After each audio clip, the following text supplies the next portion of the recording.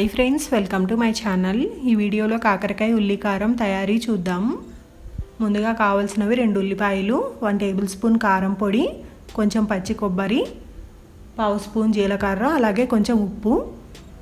ముందుగా మిక్సీ జార్లో 2 ఉల్లిపాయలు కట్ చేసుకొని వేసుకోండి.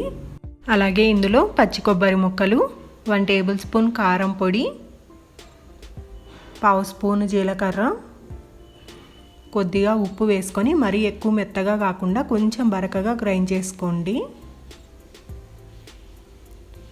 ఈ విధంగా గ్రైండ్ చేసుకొని పక్కన ఉంచుకోండి. నేను 2 కాకరకాయలు తీసుకున్నాను. ఇవి 200 గ్రాములు ఉన్నాయి. పైన కొంచెం చెక్కు తీసుకొని రౌండ్ ముక్కలుగా కట్ చేసుకోవాలి. ఈ విధంగా ఈ ముక్కల్ని కడాయిలో వేసుకోండి. అలాగే కొంచెం పసుపు, కొంచెం ఉప్పు, కొద్దిగా చింతపండు, అలాగే 1/2 కప్పు నీళ్ళు, 1 టేబుల్ స్పూన్ పెరుగు వేసుకొని ఒకసారి బాగా కలుపుకోండి.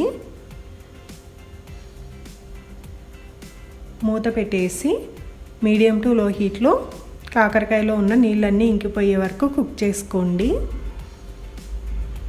ఇలా కాకరకాయలో ఉన్న నీళ్ళన్నీ పోయిన తర్వాత 3 టేబుల్ స్పూన్ల ఆయిల్ వేసుకోవాలి.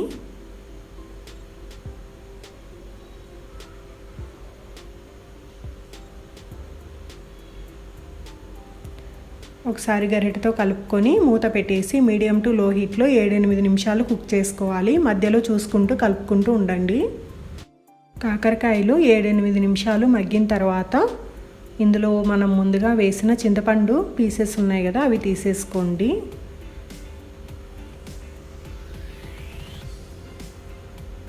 తర్వాత ఇందులో ముందుగా గ్రైండ్ చేసుకున్న ఉల్లికారం వేసుకోవాలి.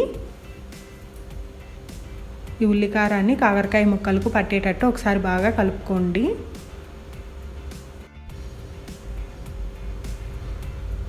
ఇలా బాగా కలుపుకున్నాక మూత పెట్టేసి చిన్న మంట మీద 10 నిమిషాలు కుక్ చేసుకోవాలి.